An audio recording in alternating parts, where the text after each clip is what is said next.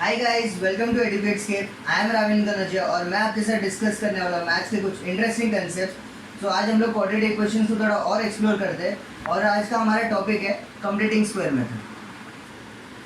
Last video में हम लोग ने फैक्टराइजेशन मेथड पे कुछ सम सॉल्व किए थे और उसके कंसेप्ट को क्लियर किया था। तो आज हम लोग एक टोटली नया मेथड पढ़ने जा रहे हैं, कंप्लीटिंग स्क्वायर मेथड। तो आप लोग के मन में क्वेश्चंस होंगे, व्हाई दिस मेथड?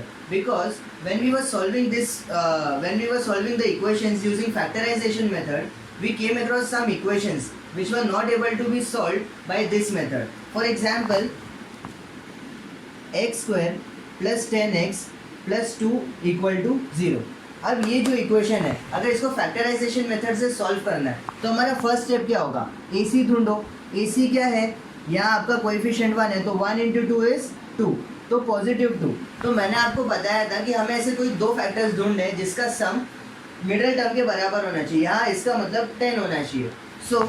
अब 2 का तो कोई ऐसा फैक्टर है नहीं, 2 का तो हमारे पास सिर्फ एक ही फैक्टर है, डैट इज 2 इंटू 1। तो 10 तो कभी आएगा ही नहीं। सो ये फैक्टराइजेशन मेथड से सॉल्व करना it's next to impossible. Possible ही नहीं है कि हम इस इक्वेशन को फैक्टराइजेशन मेथड से सॉल्व कर सके। एक और इक्वेशन है 5x square minus 3x minus 4 equal to 0।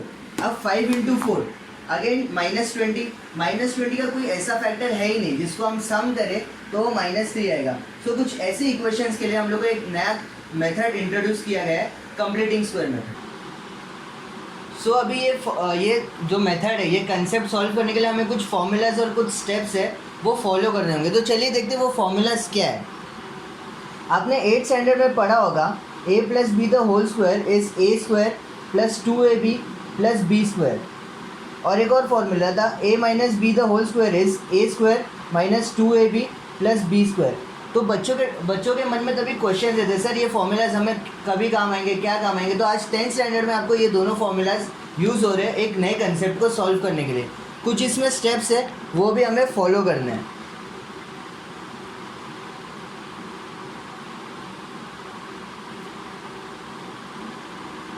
Suppose the equation is ax square plus bx plus c equal to 0। तो हमारा स्टेप 1 क्या है? Making the coefficient of x square as 1। ये बहुत इंपॉर्टेंट स्टेप होता है। Finding the third term. Step 3 is adding the third term on both sides of the equations। Basically यह पूरा एक गेम की तरह होगा। आपको सबसे पहला स्टेप फॉलो करना है। जैसे आपका पहला स्टेप कंप्लीट होगा आपको सेकंड स्टेप पे जाना है, और जैसे आपका सेकंड स्टेप कंप्लीट होगा आपको थर्ड स्टेप पे जाना है। और धीरे धीरे आप देखेंगे आपका जो कंसेप्ट है, जो आपका सम दिया गया है वो ऑटोमेटिकली सॉल्व हो जाएगा, बिना किसी स्ट्रेस के, बिना किसी यार ये क्या करना है वो क्या करना है। आपको इतना सोचने की ज़रूरत ही नहीं है। ये 3 स्टेप फॉलो करो और ये दो बस आपके फॉर्मूला से जो आपको ध्यान में रखना है, बिकॉज आपको जो कंप्लीट स्क्वायर करना है वो ये फॉर्म में रहेगा। आपको ये फॉर्म से ये फॉर्म में कन्वर्ट करना है, बस इतना ही आपका काम है और आपका जो सम है वो सॉल्व हो जाएगा। अब हम लोग इसके ऊपर एग्जाम्पल्स देखते हैं। अब इसको हमारा सबसे पहला स्टेप क्या है? Making the coefficient of x square as 1। अभी इक्वेशन में आप देखेंगे कि यहाँ जो कोएफिशिएंट है एक्स स्क्वायर का वो 2 है। तो अब अगर इसके जगह पे हम इसको 1 करना है तो हम क्या करेंगे? पूरे इक्वेशन को 2 से डिवाइड करेंगे।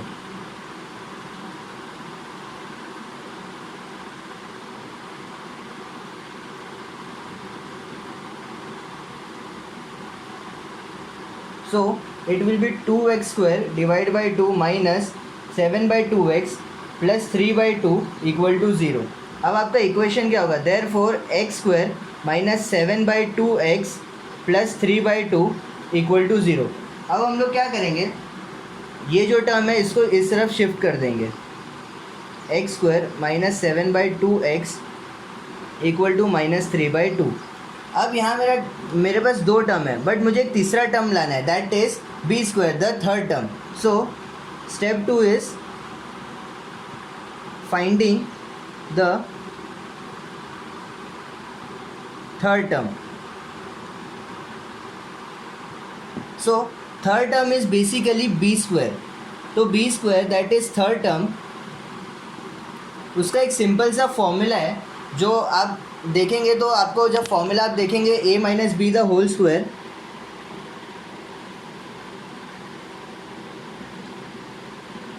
सो थर्ड टर्म हमें क्या है b है, तो हम लोग b कैसे निकालेंगे, half into coefficient of x the whole square. So it will be half into what is coefficient of x minus 7/2 the whole square.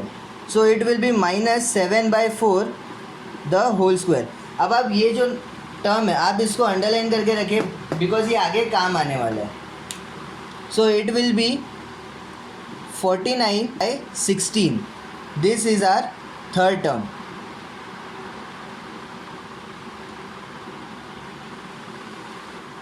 सो अभी हम लोगों ने पहले दो स्टेप्स कंप्लीट हो चुके हैं. सबसे पहला step making the coefficient of x square as 1 और दूसरा step finding the third term. तो अभी हमारा थर्ड स्टेप का adding the third term on both sides of the equation. तो चलिए थर्ड स्टेप करते हैं. Adding third term on both sides of the equation. तो वो कौन सी इक्वेशन थी, हमने इक्वेशन देखा था x square minus 7/2x equal to -3/2. अब यहाँ आपको जो थर्ड टर्म है दैट इज़ 49/16 वो आपको ऐड करना है. X square minus 7/2x plus 49/16 is equal to -3/2 plus 49/16. अब मैंने आपको बोला था कि थर्ड टर्म में आपको -7/4 है वो अंडरलाइन करके रखना है. क्यों, वो अब पता चलेगा. अभी आपका ये तीन जो टर्म्स है, अब आपको इसको एक परफेक्ट स्क्वायर बनाना है.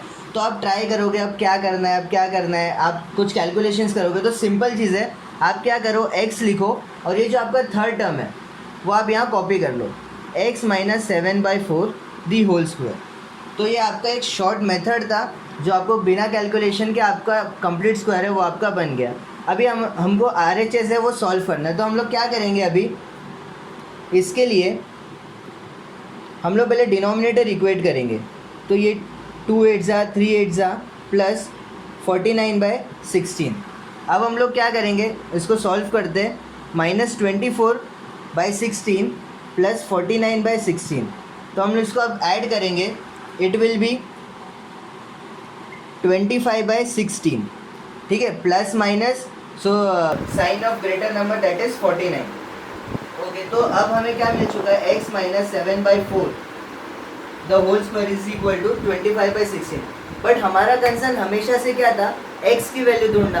बट हमें तो यहाँ अभी कुछ एक ऐसी वैल्यू मिली है, x minus 7/4 the whole square is equal to 25/16.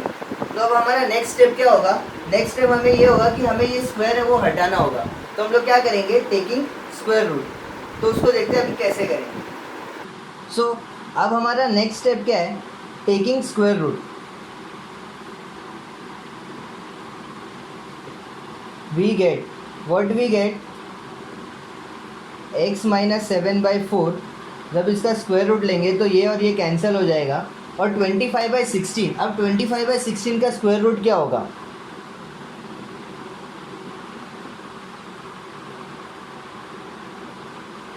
So it will be x minus 7/4 equal to 25 का square root will be 5 and 16 का विल बी 4. तो प्लस माइनस 5/4.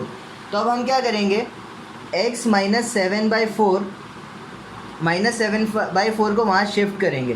तो it will B plus 7/4 plus minus 5/4.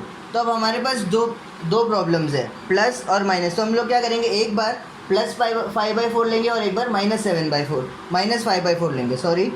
So x equal to 7/4 plus 5/4 और x equal to 7/4 minus 5/4. So x will be equal to 7 plus 5 12/4 और x equal to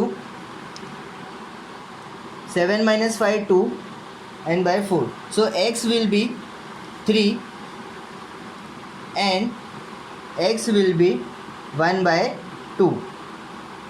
So हमने क्या कर दिया, हमने बेसिक जो फंडा था हमारा क्वाड्रेटिक इक्वेशन का रूट्स ढूंढने का, तो हमने दो रूट्स ढूंढ लिए, x equal to 3 and x equal to 2. So हमने पढ़ा था रूट्स बेसिकली होते क्या है, जब मैं ये दो वैल्यूज़ मैं मेन इक्वेशन में सब्स्टिट्यूट करूँगा तो वहाँ LHS और RHS इक्वल हो जाएंगे. तो गाइस आज के वीडियो में हमने पढ़ा कि कंप्लीटिंग स्क्वायर मेथड को कैसे सॉल्व करते हैं, उसके कुछ स्टेप्स देखे और कुछ इंपॉर्टेंट फॉर्मूलाज देखे. बट हमने सिर्फ आज एक सम सॉल्व किया और कभी कभार ऐसे हमारे साथ होता है कि एक सम से हमारा कंसेप्ट क्लियर नहीं होता, तो हम क्या करते हैं, ये दो सम एज अ होमवर्क करते हैं, देखते हैं हम घर पे ये सम सॉल्व कर पाते हैं कि नहीं. इसके सोल्यूशन मैंने डिस्क्रिप्शन में डाल रखे. अगर आपको इस कंसेप्ट रिलेटेड फिर भी कोई डाउट है तो मुझे कमेंट सेक्शन या इंस्टाग्राम पे मैसेज करें, लिंक्स इन द डिस्क्रिप्शन. अगर आपको ये वीडियो पसंद आई तो लाइक करें, शेयर करें, सब्सक्राइब करें और हाँ, सबसे पहली बार पढ़ाई करें.